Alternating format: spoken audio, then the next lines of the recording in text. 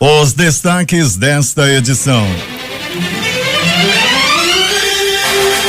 Davi Almeida assume governo e aguarda desbloqueio das contas nesta quarta-feira. A Assembleia fará consulta ao TSE sobre eleição indireta. Melo diz que foi vítima de perseguição política e pessoal e que vai recorrer de sua cassação. TRE quer eleição para escolha do novo governador em setembro. Começa hoje em Manaus evento preparatório para o 8º Fórum Mundial da Água. Com prédio isolado, Lula depõe hoje ao juiz Sérgio Moro. Justiça Federal suspende atividades do Instituto Lula. Reforma da Previdência passa em comissão da Câmara e vai ao plenário. Novo presidente da Coreia do Sul assume dizendo que quer paz com o vizinho do norte. A Assembleia da Venezuela anula decreto de Maduro sobre constituinte. Após arrastão, bandidos são espancados até a morte na Compensa. Homem é morto a tiros e golpes de faca. Pai e filho são atropelados na rodovia Carlos Braga. A criança de 6 anos morreu na hora. Garota de 17 anos morre em colisão entre carro e moto na estrada da Ponta Negra. Agora no Jornal da Manhã. 5h48. Previsão do tempo. O dia será de muito calor, com os termômetros devendo esbarrar nos 33 graus, com sensação térmica de 35. O dia já amanhece com 25 graus Celsius. O Clima Tempo está prevendo assim mesmo 10 milímetros de chuva. A umidade do ar é de 94%. Os ventos estão calmos, com 4 km/h de velocidade. Quarta-feira, 10 de maio, é o 130º dia do ano. Faltam 235 para acabar 2017. Dia de São Ubaldo. Também é o dia do campo, dia da cavalaria, dia da cozinheira, o dia mundial do doente e o dia do guia de turismo. Na leitura de ontem, o Rio Negro havia subido mais 4 centímetros. Seu nível em relação ao mar estava em 28,62 metros. Sem restrições para pousos e decolagens, opera o Aeroporto Internacional Eduardo Gomes. O que conta a história? 1497. Américo Vespúcio parte de Cádiz para sua primeira viagem ao Novo Mundo. 1503, Cristóvão Colombo aporta na atual Ilhas Caimã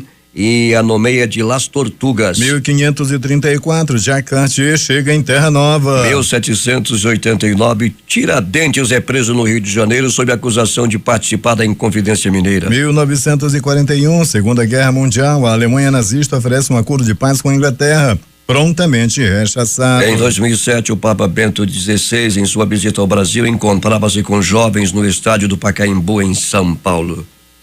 5h49. Sejam bem-vindos ao Jornal da Manhã. Bom dia, Eduardo. Bom dia, Paulo. Superintendência Municipal de Transportes Urbanos realizou ontem de madrugada a fiscalização em coletivos que circulam em Manaus. Uma empresa foi autuada por irregularidades. De acordo com a SMTU, assentos quebrados ou rasgados e plataformas elevatórias para pessoas com deficiência inoperantes foram alguns dos problemas encontrados. Pelo menos 8 ônibus foram levados para o parqueamento no bairro do Parque das Laranjeiras. Alberto Pellegrini, o transporte coletivo, como funciona neste fim de madrugada e início de manhã? Bom dia Paulo Guerra, bom dia ouvinte do Jornal da Manhã. Funciona de maneira tranquila, Paulo, principalmente nas duas maiores empresas, que é a Global, que cobre a zona leste da cidade, bem como a União Cascavel, que cobre parte da zona norte da cidade. As duas maiores com a entrada e saída de veículos normal nesse momento. Pellegrini, a movimentação nos prontos-socorros da cidade nesta madrugada? Tranquila, Paulo, né? Nós tivemos uma movimentação tranquila. O que chamou a atenção foram os atendimentos na tarde de ontem, Paulo, muito agitado, tanto pelo socorro João Lúcio quanto 28 de agosto, né? Nós tivemos aí vários acidentes de trânsito, pessoas aí dando entrada vítima de agressão física, em plena luz do dia, em plena tarde, uma movimentação muito intensa na tarde de ontem. Muitas pessoas também procurando os postos de saúde e as unidades de pronto atendimento acometidas pela virose, não é, Pellegrini? Chegando, Paulo, a um número aproximado de 1.000 pessoas por dia. É muita gente, entretanto também também nos outros postos de saúde, como o pronto-socorro ali, o SPA do Coroado, da Cidade Nova, que são muito procurados também, funcionando 24 horas e muita gente procurando, Paulo, com os sintomas da virose, com a garganta inflamada, febre, etc. E as pessoas chegam e são atendidas e orientadas, né, pelos médicos, Paulo. Agora a movimentação em relação a isso chama realmente a atenção. Peregrini, um arrastão no bairro da Compensa. De repente, os bandidos se deram mal. O que aconteceu? Na verdade, Paulo, foi na rua Belfort Roxo, no bairro Jorge Teixeira. Foi à tarde de ontem. 2 bandidos estavam cometendo arrastão na área, lá nos comércios, nas ruas, e a população resolveu reagir. Pegaram esses 2, Paulo Guerra, e meteram a pé. Apanharam muito, e apanharam até a morte. Os 2 morreram logo depois dessa sessão de espancamento acontecida ontem no começo da tarde. Essa semana ainda, Paulo, na segunda-feira, nós também tivemos o registro de uma pessoa que morreu por espancamento ali no centro da cidade, proximidades da Praça da Polícia. Então nós já contamos aí com 3 pessoas, 3 assaltantes mortos por espancamento, por linchamento, somente essa semana. É a população que não aguenta mais a onda de violência e faz justiça com as próprias mãos, não é, Peregrini? Pois é, Paulo, e ontem não foi diferente. Não foi usado faca, não foi usado revólver, foi usado um pedaço de pau, chutes, pontapés, e as pessoas acabaram, os 3 bandidos essa semana acabaram morrendo na hora. É preciso que a polícia dê uma resposta sobre esses bandidos que agora deram para andar em carros brancos assaltando em toda a cidade, Peregrini. Pois é, como vem acontecendo, né? Como vem acontecendo registro aí de assaltos, nós já estamos acostumados a ouvir os assaltantes chegarem de moto, anunciam o assalto, leva tudo e vão embora. Agora não, já tem a questão de carro também, carro branco também, um carro dourado também, já tem esse registro. As pessoas estão usando agora também, os bandidos usando veículos para cometer assalto. Geralmente eles tomam esses veículos de assalto e depois saem cometendo aí arrastões em toda a cidade. O homem foi morto a tiros e a golpes de faca. Onde foi, Peregrini? Facadas e tiros, foi no ramal do Brasileirinho. Área que você conhece muito bem, Paulo Guerra, para cá, para a zona leste da cidade, proximidade do bairro João Paulo, ramal do Brasileirinho, que dá acesso aí a vários sítios, né? E no ramal do Brasileirinho foi aí encontrado um homem morto a tiros e facadas. Uma garota de 17 anos saiu para passear à noite. Ela era garupeira, Peregrini. Garupeira. Acabou morrendo, né? Conhecendo a morte na estrada da Ponta Negra, Paulo Guerra, numa colisão entre uma moto e um carro. A garota, como você bem colocou, tinha apenas 17 anos de idade. Esse acidente aconteceu ontem na estrada da Ponta Negra. Peregrini, até daqui a pouco.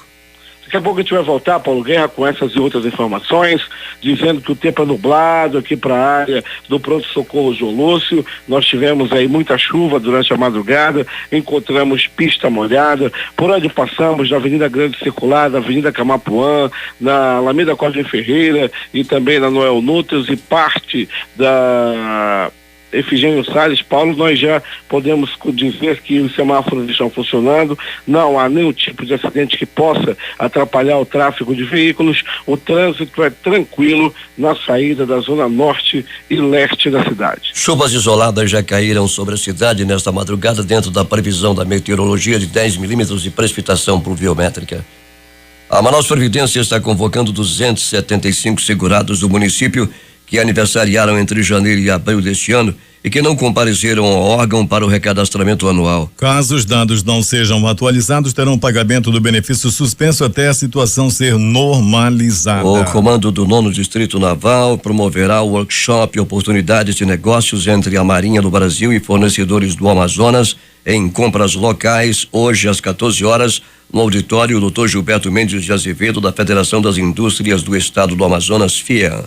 A Secretaria de Estado da Fazenda, Cefaz, realizou na manhã desta terça-feira, às 8h30, aqui na Rádio Difusora, no programa Valdir Correia, o 21º sorteio mensal do Nota Fiscal Amazonense. Foram sorteados para os cidadãos 8 prêmios de 5 mil, um de 10 mil e um de 20 mil reais. As entidades sociais concorrem a 8 prêmios de 2 mil, um de 4 mil e um de 8 mil reais. Foram tirados 1.895.485 bilhetes eletrônicos para compras efetuadas em abril para 118.317 concorrentes, num total de 633.664 notas fiscais eletrônicas com CPF, que juntas totalizaram 153.362.383 reais e 33 centavos em compras. Ganharam R$5.000 Fabiola de Souza Alves, Louridana de Santana Castro, Maria Eunice Teixeira Pereira, Maria Marlete dos Santos Barbosa,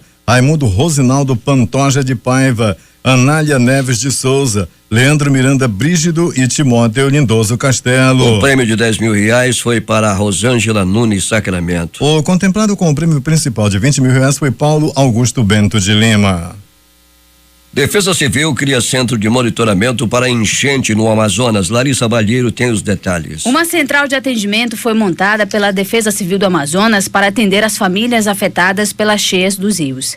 Muitas cidades do Amazonas seguem na situação de alerta, podendo a qualquer momento entrar na margem de cuidados dos órgãos. O local servirá para orientações técnicas que podem agilizar os decretos de emergência e o atendimento à população afetada. No sistema de atendimento, os municípios que estão mais próximos de Manaus enviam os gestores à capital. Os mais distantes, um técnico da Defesa Civil do Amazonas irá ao local, como é o caso de Coari, no Médio Solimões. Um agente do órgão segue ainda esta semana para a cidade. Em Jutaí, por exemplo, também no Médio Solimões, os agentes estão em capacidade técnica. Entre as orientações estão a criação de núcleos comunitários de proteção e defesa civil, a importância do sistema de defesa civil e ainda o correto preenchimento do formulário de informações no Sistema Integrado sobre Desastres. O município de Amaturá, localizado no Alto Amazonas e que já está em situação de alerta por conta da enchente, é outro exemplo de atendimento personalizado ao município. A capacitação técnica foi realizada ainda esta semana na própria sede do órgão com representantes da Defesa Civil local. Essas e outras informações você acompanha no portal difusora24h.com. Eu sou Larissa Balieiro para o Jornal da Manhã. Urucará prepara festa para comemorar seus 130 anos. Valdino Castro tem os detalhes. Bom dia, ouvinte do Jornal da Manhã. O município estará comemorando 130 anos de existência. Neste dia 12 de maio, o evento iniciará às 7 da manhã com a tradicional corrida pedestre, natação, canoagem, corrida de rabeta, gincana cultural, concurso de pinturas e de poesias, exposição de artesanatos. Também serão realizados sorteios com valiosos brindes. O aniversário de Urucará é uma data comemorativa importante que resgata a história do município. O evento contará com a participação das escolas municipais e estaduais que estarão homenageando os 130 anos da cidade e, na oportunidade também, as escolas prestarão homenagem às mães. A concentração ocorrerá na Praça da Matriz, no centro da cidade. Para o Jornal da Manhã, Rede Difusora de Rádio, Valdino Castro. 6h04 em Manaus. A Secretaria de Estado de Assistência Social iniciou ontem a entrega de blusas e cartazes referentes à campanha de prevenção e enfrentamento ao problema da violência sexual praticada contra crianças e adolescentes. Os primeiros municípios a receberem os kits foram Anori, Ipixuna, Parintins, Novo Aripuanã, Novo Airão, Canutama, Atalaia do Norte e São Gabriel da Cachoeira. Ao todo serão distribuídas 2.000 camisas e 3.000 cartazes com o slogan "Faça bonito, proteja nossas crianças e adolescentes". O material servirá de apoio aos 62 municípios amazonenses que fazem parte da rede de proteção e que farão mobilização no próximo dia 18 de maio, Dia Nacional de Enfrentamento ao Abuso e à Exploração Sexual de Crianças e Adolescentes. 6h05 em Manaus. Informações de Manacapuru, José Alberto Zegdeg. Muito bem, Paulo Guerra. Empresas terceirizadas continuam ludibriando a boa-fé das pessoas e cometendo crimes trabalhistas em Manacapuru. A situação vivida por cerca de 50 funcionários da empresa CS, Construção, Conservação e Serviços, instalada em Manaus, contratada pelo governo do estado para prestar serviço de manutenção e conservação de escolas e outros órgãos, evidencia os problemas frequentes e comuns verificados nas terceirizadas de trabalho. Atraso de salários, falta de pagamentos, férias e de benefícios como vale transporte e vale refeição, além do não recolhimento do Fundo de Garantia por Tempo de Serviço, FGTS, causam preocupação e resultam no acúmulo de dívidas para os trabalhadores. Por conta do longo período em que a empresa vem atrasando e as constantes datas previstas para os pagamentos não cumpridos, os funcionários procuraram a imprensa para denunciar. Por medo de represália e de constrangimentos para arrumar um outro trabalho no futuro, os funcionários preferiram não se identificar ao reclamar a situação em que vivem. O período mais crítico ocorreu nos últimos meses, devido à falta de pagamento de salários. Antes, apesar dos atrasos, ainda era mais regular. Só para ter uma ideia, há 1 ano e 4 meses, os funcionários estão sem receber o Vale Transporte e Vale Refeição. O salário de dezembro de 2016 receberam em fevereiro de 2017. Janeiro e fevereiro receberam no mês de março. Já março, abril e maio receberam somente os contra-cheques, que por sinal tiveram que assinar. Mas dinheiro que é bom, até hoje, nada. Isso sem falar, Paulo, que o salário dessas trabalhadoras ainda é o antigo, que equivale a R$ 776. Triste realidade para essas mulheres que saem de suas casas todos os dias, se dedicam ao trabalho e quando chega o final do mês, ficam se humilhando para receber o que é seu por direito. Para o Jornal da Manhã, Rede Difusora de Rádio, VEG-DEG. 6h07 em Manaus. Beneficiários do programa Bolsa Família das escolas municipais participarão do primeiro encontro do programa Bolsa Família na Educação, que acontece hoje a partir das 8 horas no auditório da Universidade Paulista. O evento visa orientar, debater e conscientizar sobre a participação destes no acompanhamento e cumprimento das condições do benefício. Movimentação de cargas cresce 42% no TECA do aeroporto de Manaus no primeiro trimestre de 2017. Fabrício Nascimento tem os detalhes. Cerca de 7.500 toneladas de mercadorias foram movimentadas no terminal de logística do Aeroporto Internacional Eduardo Gomes. O montante representa um aumento de 42% na movimentação de volumes no primeiro trimestre deste ano. No mesmo período do ano passado, a movimentação foi de apenas 5.500 toneladas. Segundo o gerente de carga do Eduardo Gomes, Nilson Teixeira, esse resultado se deve ao trabalho de prospecção e fidelização de clientes do TECA Manauara.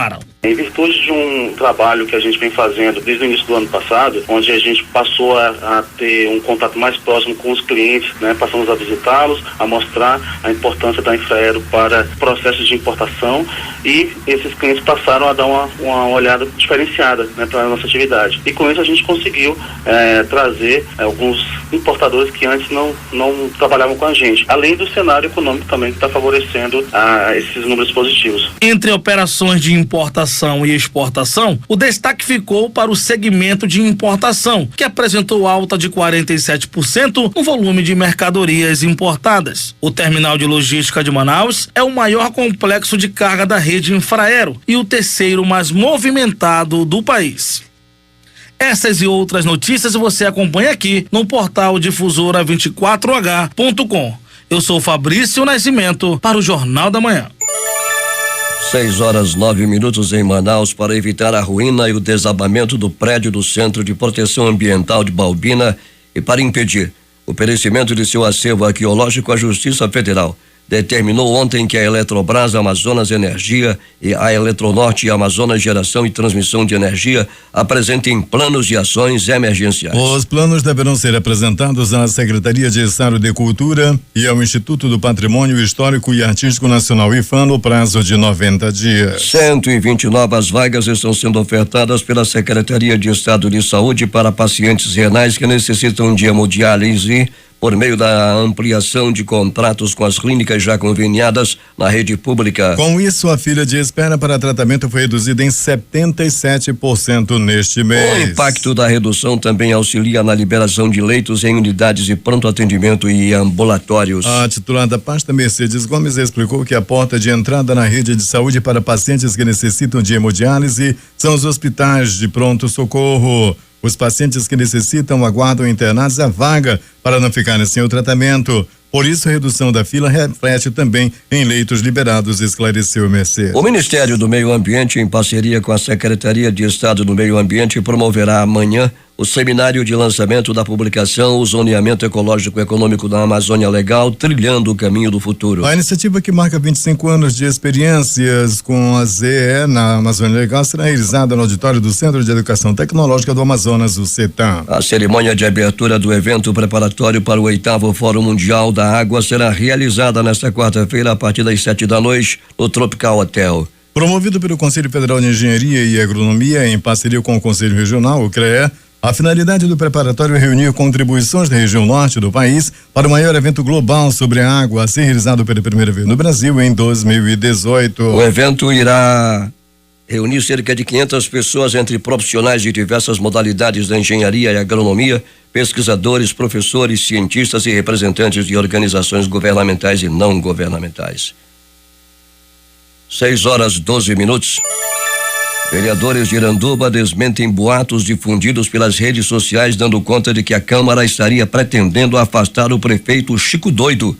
J. tem os detalhes. Durante o último fim de semana, viralizou nas redes sociais e em alguns blogs da capital do estado a informação de que a Câmara Municipal de Iranduba votaria ontem um pedido de afastamento do prefeito Francisco Gomes, do Democratas. Na sessão ordinária desta terça-feira, o vereador Pedro Paulo Castro, PP, do PROS, vice-presidente do Legislativo, trouxe o assunto à baila. Disse que se o prefeito errar, vai receber críticas sim, mas desmentiu que haja qualquer movimento dos parlamentares para tirar Chico Doido do cargo. Esses comentários nesses blogs oportunistas, querendo de alguma forma se aproximar do prefeito para ter alguma situação, seja lá o que for, não vai nos levar a nada. Por que que ninguém diz que o prefeito espontaneamente deu um aumento de 7% para os professores?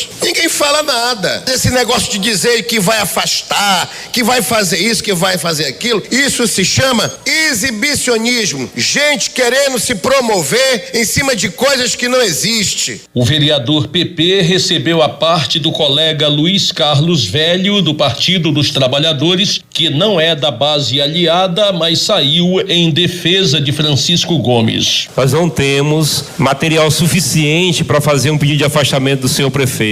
O senhor prefeito, pelo que nós percebemos até o presente momento, não roubou a prefeitura de Iranduba, senhores. E o senhor prefeito não cometeu nenhum crime até o presente momento. Perfeito. Por isso, esta casa é contra esse tipo de atitude desses blogs. Sobre o assunto, o vereador Edson Nicásio, do PSB, também apartiou Pedro Paulo. Em um país em crise, onde o governador do estado nem pensou dar aumento salarial para os professores do estado, o prefeito Chico Doido está dando um aumento de 7% acima da inflação. Perfeito. Então, assim, ficamos aqui, vereador, solicito a sua explanação com relação a este boato de cassação do prefeito Chico Doido. Para o Jornal da Manhã, Rede Difusora de Rádio, J. 6h14 em Manaus.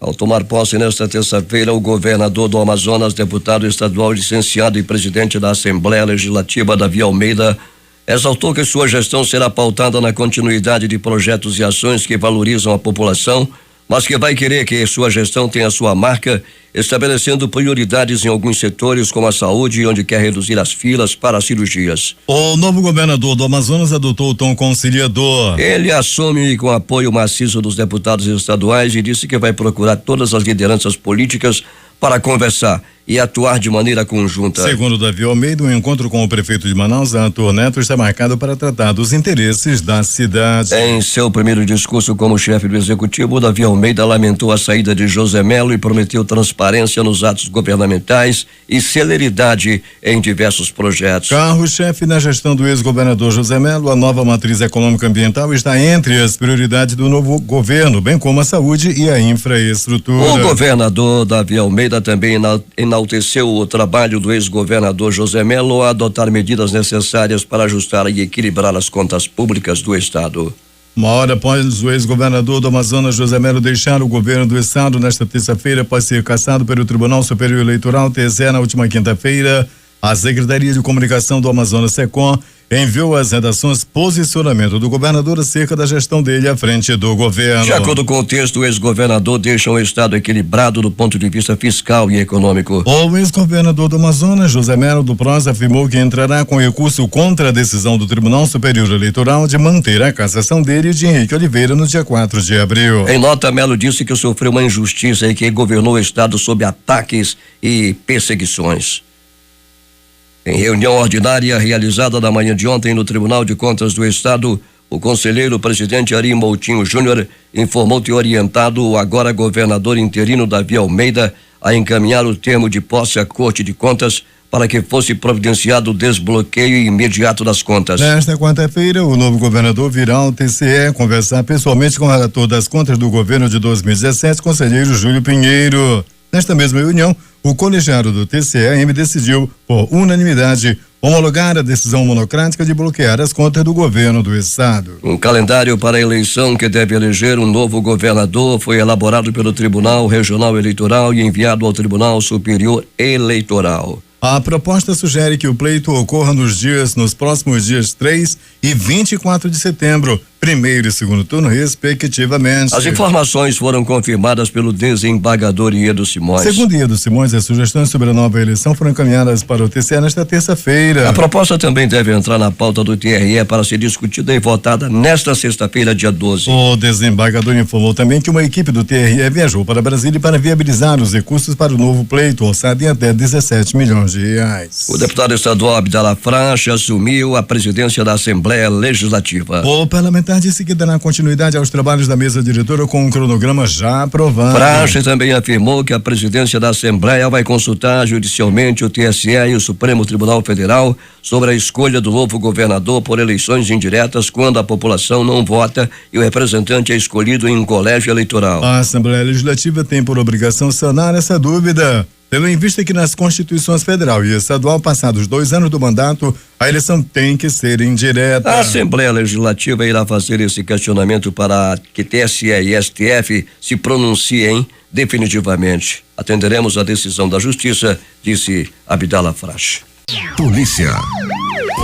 Criança de 6 anos morre em atropelamento na rodovia Carlos Braga. O pai ficou em estado grave. J.Rai tem os detalhes. O menino Wilvander Diebe Cantuário Filho, de 6 anos de idade, foi atropelado e morto por volta das 7:30 da noite de ontem na rodovia Carlos Braga, em Iranduba, próximo ao quartel da 8ª Companhia Independente de Polícia Militar. A criança e o pai, Wilvander Diebe Cantuário, de 27 anos, moradores da rua Arara, número 28, no bairro Novo Amanhecer, seguiam de bicicleta rumo a uma igreja evangélica localizada no ramal do Areial, na área de expansão urbana da cidade, quando foram colhidos pela picape Montana de cor vermelha, de placas OAC 3680. Uma testemunha disse à polícia que o carro estava enlameado, o que leva a crer que o condutor, cujo nome não havia sido identificado até o fechamento desta matéria, deveria estar vindo de algum ramal aqui da região com destino à sede do município. Depois de atropelar pai e filho, o motorista fugiu do local sem prestar socorro às vítimas, contou a testemunha aos policiais que atenderam a ocorrência. De acordo com o sargento J. Campos,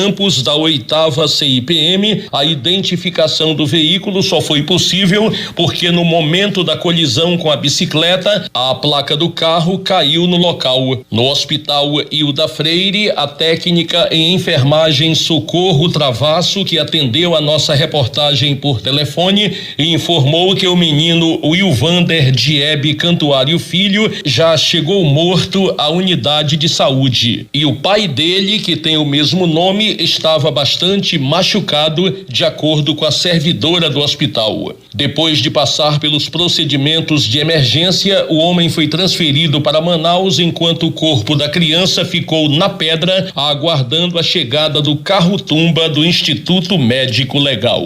Para o Jornal da Manhã, Rede Difusora de Rádio, J.Rai. 6:23 em Manaus. O mais que aconteceu durante a noite, madrugada, Alberto Pellegrini.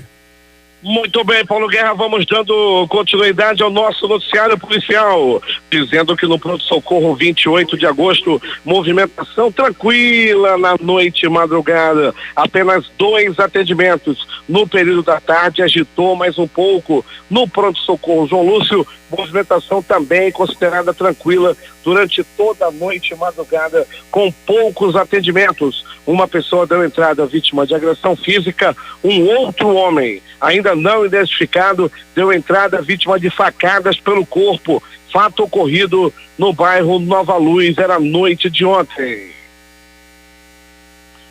Pronto socorro Platão Araújo. Um rapaz de aproximadamente 21 anos de idade deu entrada vítima de agressão física. Ele envolveu-se em uma briga nas proximidades da rotatória do produtor. Não se sabe ainda o motivo da briga.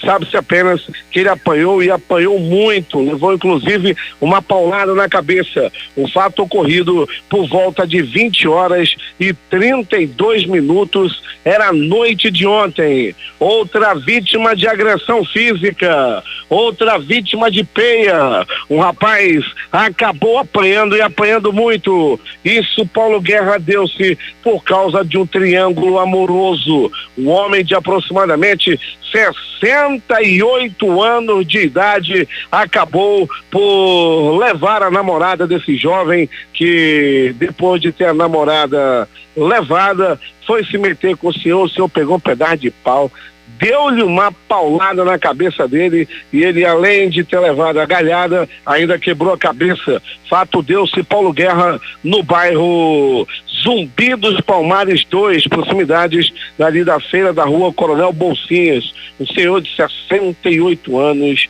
tomou a namorada de um de 21. Também ele não tem carro importado, ele não tem carro preto, e o rapaz acabou levando aí. O rapaz anda de ônibus, coitado. O velhão lá, o coroão, anda de carro importado e tomou a namorada do rapaz. Tá vendo? Quem manda feliz. Acabou perdendo a namorada. Aconteceu no bairro Zumbi dos Palmares. Paulo Guerra e ouvintes do Jornal da Manhã. Começo da tarde de ontem, bairro Jorge Teixeira, rua Belfort Roxo. 2 assaltantes estavam fazendo arrastão na área do bairro Jorge Teixeira. Um dos bandidos entrou no mercadinho, o outro ficou dando cobertura. As pessoas perceberam aquela movimentação e se reuniram e pegaram um dos bandidos e começaram a massacrá-lo. No momento que o outro estava lá do lado de fora, dando cobertura, também foi perseguido e morto a pauladas. Tudo aconteceu no bairro Jorge Teixeira à tarde de ontem. Paulo Guerra, quem viu uma verdadeira sessão de espancamento e linchamento que findou na morte dos 2 rapazes que estavam fazendo assaltos na área do bairro Jorge Teixeira. Na segunda-feira, nós também noticiamos aqui na Difusora, no programa do Valdir e no programa, depois, posteriormente, no Jornal da Manhã, Paulo, a morte de um outro assaltante na área central da cidade, na Praça Eliodoro Balbi, quando o rapaz também foi morto por espancamento, morto por linchamento, após cometer roubo, após cometer assalto na área central da cidade. E ontem não foi diferente no bairro Jorge Teixeira, rua Belfort Roxo.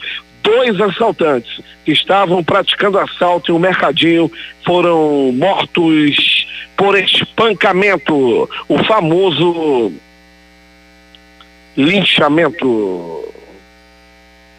Conforme o companheiro J. Rai já informou aqui no Jornal da Manhã que aconteceu um atropelamento onde infelizmente um garoto de 6 anos morreu. O pai dele continua internado no pronto-socorro João Lúcio. Ele recebeu os primeiros procedimentos lá no município de Iranduba, posteriormente veio a Manaus e continua internado. O estado dele é grave no pronto-socorro João Lúcio. Infelizmente, o garotinho acabou morrendo e o pai dele continua internado. É o Wilvander Soares de 27 anos de idade, continua internado em estado grave. Os dois foram atropelados quando estavam em uma bicicleta indo para a igreja e acabaram sendo atropelados. O garotinho morreu e o pai continua, infelizmente, em estado grave. Outra morte no asfalto. Estrada da Ponta Negra, noite de ontem, por volta de 21h30, uma garota de 17 anos de idade conheceu a morte através de um acidente de trânsito, uma colisão entre um carro e uma moto. As informações dão conta de que a colisão foi tão forte, foi tão violenta que a garota morreu na hora. Isso aconteceu, repito, na estrada da Ponta Negra, por volta de 20h30, era a noite de ontem. Ramal do Brasileirinho. Um homem foi barbaramente assassinado a tiros e facadas. As informações dão conta de que o homem aparenta entre 20 e 25 anos de idade, ainda não foi identificado e foi morto lá mesmo no ramal do Brasileirinho, ali nas proximidades do outro ramal, ramal Água Cristalina. As informações, Paulo Guerra, dão conta de que são muitos os assassinatos e desovas ali na área do ramal do Brasileirinho. E ontem à noite não foi diferente, com um rapaz de 21 anos que acabou sendo assassinado a tiros e facadas no ramal do Brasileirinho. O Instituto Médico Legal, a equipe do Dr. Jefferson Mendes, aliás, a equipe do Dr. Jefferson Mendes, a equipe do Departamento de Perícia Técnica e Científica estiveram em todos os homicídios e acidentes de trânsito ocorridos à noite de ontem. O IML registrou 68 exames de corpo de delito. E essas foram as notícias da noite e madrugada. A reportagem foi de Alberto Pellegrini para o Jornal da Manhã. Os números das loterias. Vamos começar com a Time Mania, concurso 1029. Time do Coração, Gama, do Distrito Federal. Ninguém acertou e com 6 números foram 8 apostas. Cada uma recebe R$32.622,92. Com 5 números acertados, foram 356 apostas ganhadoras com premiação individual de R$1.047 mais 28 centavos. O prêmio da Time Mania já é atrativo, R$18.500.000 acumulados. As dezenas sorteadas foram estas: 02, 20, 24, 26, 41, 66, 67. Repetindo os números da Time Mania: 02, 20, 24, 26, 41, 66 e 67. Aqui na concurso 4.378 também acumulou. A estimativa de prêmio para hoje é de R$6,5 milhões de reais. A quadra saiu para 81 apostas, cada uma leva R$7.258,85. O terno teve 6.338 ganhadores com premiação individual de R$139,50. Dezenas sorteadas da quina no concurso 4378. 20, 29, 57, 73 e 75. 20, 29, 57, 73 e 75. A Mega Sena também acumulou e com 6 números também não houve apostador. A quina saiu para 28 apostas, cada uma recebe R$38.886,69. A quadra da Mega teve 1.630 apostas ganhadoras com premiação de R$782,50. O prêmio está acumulado e a Mega Sena sorteou no concurso 1928 estas dezenas: 10, 26, 28, 51, 53 e 59. Repetindo: 10, 26, 28, 51, 53 e 59. E finalmente vamos à Lotomania, que também acumulou 19 acertos, 8 apostas, cada uma recebe R$30.653,54. 18 acertos, 92 apostas ganhadoras com premiação de R$1.665,96. Com 17 números, R$167,14. 16 números 5.481 do R$27,96. 15 acertos foram 25.483 os ganhadores. E o prêmio R$6 mais R$1. Vamos aos números da Lotomania no concurso 1760. 09 12 16 21 22 26 28 38 41 43 44 51 53 57 69 70 76 89 93 e 91. 6h35. Esportes. A Conmebol anunciou que foi aprovado o aumento de vagas às seleções da Confederação para a Copa do Mundo de 2026. Em uma reunião do Conselho da FIFA, a entidade máxima do futebol aprovou que a Confederação Sul-Americana tenha 6,5 vagas para o Mundial. Atualmente, 4 seleções se classificam direto por meio das eliminatórias da América do Sul, com a 5ª melhor colocada garantindo vaga na repescagem, ou seja, meia vaga. O jogo da 11ª rodada do Amazonense entre Faixa e Nacional, suspenso no último dia 29 de abril, por causa do incidente com o jogador Charles, foi realizado nesta terça, às 20 horas, na Arena da Amazônia, com portões abertos. E o Nacional, que foi punido com a perda de pontos no Tribunal de Justiça Desportiva, juntamente com o Rio Negro, nessa segunda mostrou que em campo tem força e venceu o rolo compressor por 1-0. O gol foi marcado por Paulo Roberto. Com a vitória, o Nacional chega aos 3 pontos no Amazonense e está virtualmente rebaixado pela primeira vez. A equipe chegaria aos 23 e assumiria a liderança do estadual. Levaria melhor nos critérios de desempate sobre o Princesa, mas foi punido com a perda de 20 pontos por escalação irregular de jogadores. A Juventus não deu chance ao Mônaco e avançou à final da Liga dos Campeões. Com gol do brasileiro Daniel Alves e outro de Mandzukic, o time italiano fez 2-1 sobre o adversário, o qual já havia batido por 2-0 no primeiro jogo da semifinal na última semana. Agora a Juventus espera o vencedor entre Real e Atlético de Madrid, que se enfrentam nesta quarta-feira. O Real venceu o primeiro jogo por 3-0. Os jogos de hoje, Liga dos Campeões. 15h45, Atlético de Madrid e Real Madrid. Pela Recopa Sul-Americana jogam às 21h45, Atlético Nacional e Chapecoense. Às 19h15, Nacional do Paraguai e Cruzeiro. Às 21h45, Universidade de Chile e Corinthians. Na mesma hora, Liverpool do Uruguai e Fluminense. Pela Copa do Brasil, hoje tem às 19h30 Flamengo e Atlético Goianiense. Às 21h45 jogam Paysandu e Santos no Mangueirão. E às 21h45 Santa Cruz e Atlético do Paraná.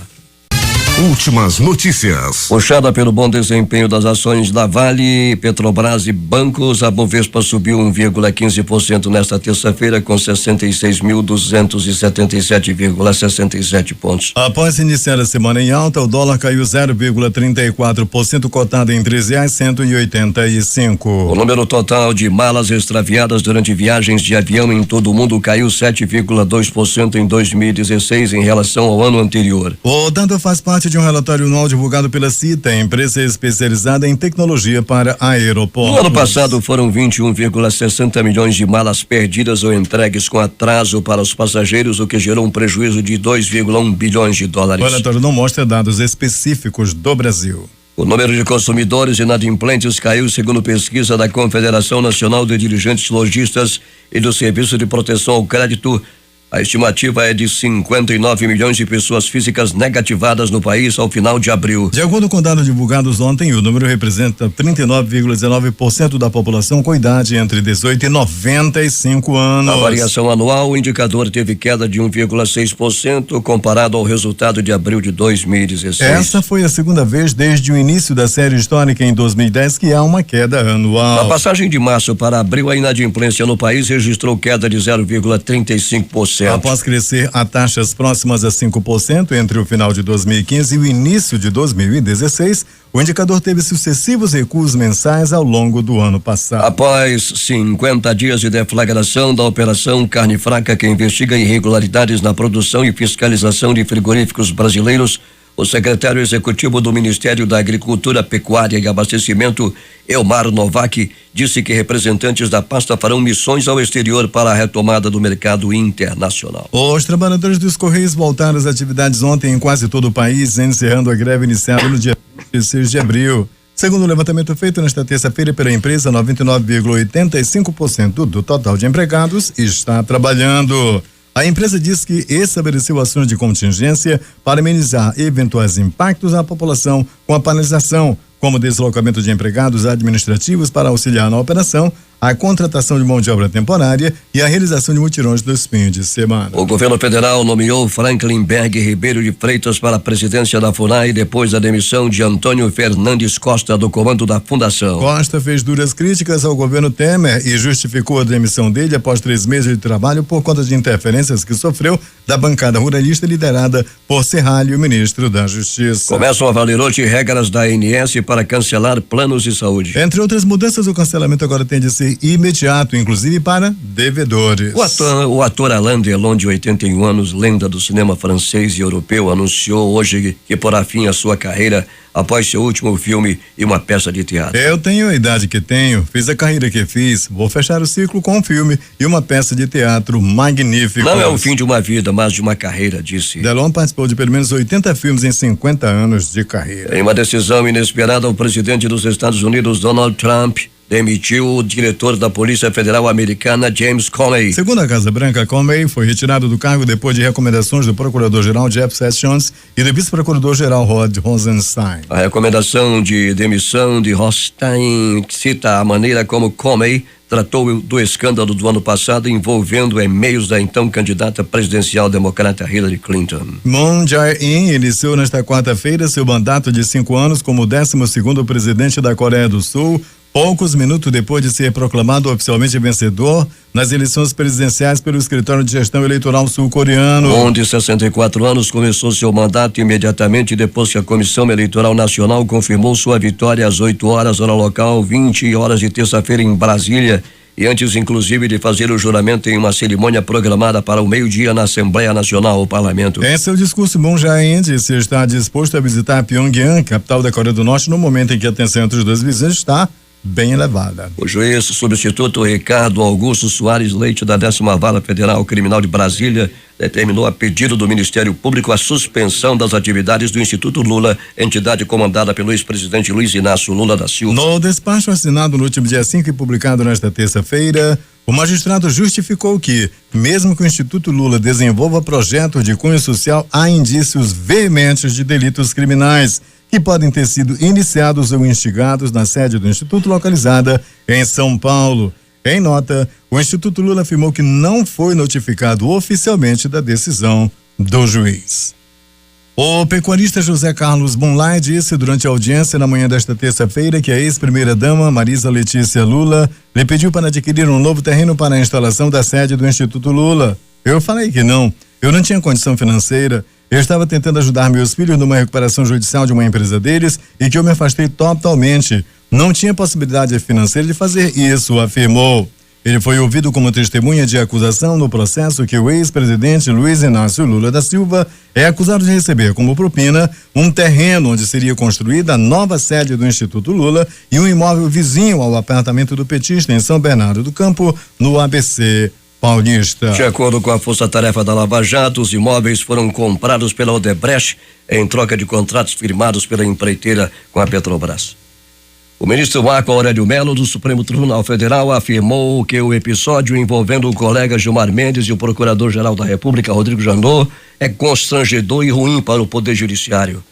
A afirmação foi feita em referência ao fato de Janot ter pedido ao Supremo o afastamento de Gilmar Mendes da relatoria de um habeas corpus no qual concedeu liberdade ao empresário Ike Batista e a anulação de todos os atos assinados por Gilmar Mendes em relação ao processo, incluindo a decisão que mandou soltar o empresário.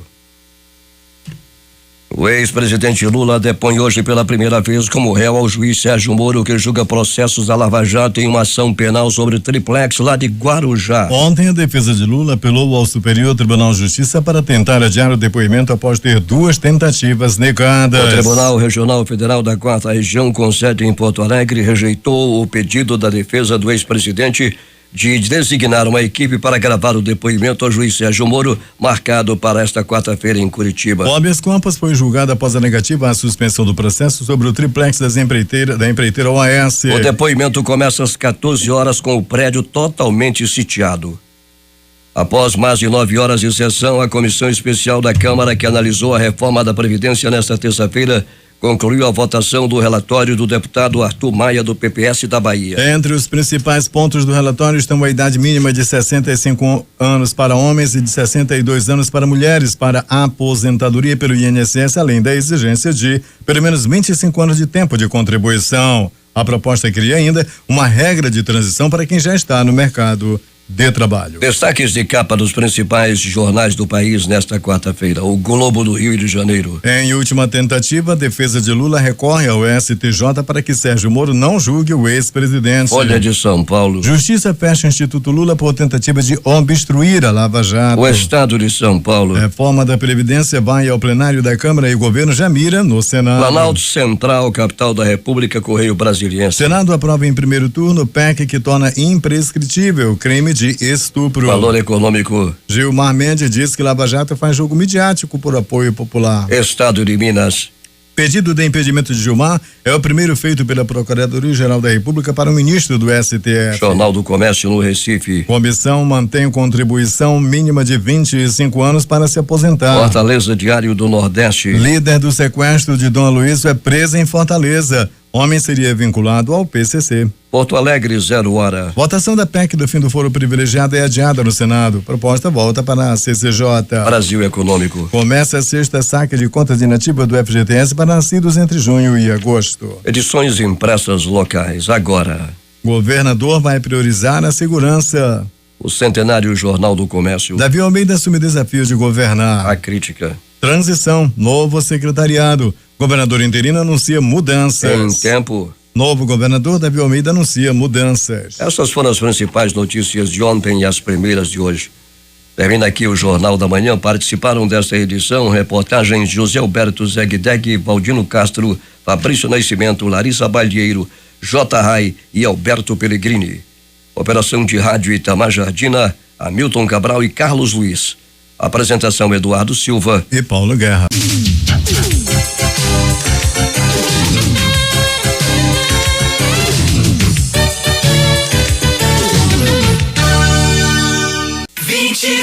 Horas no ar, difusão.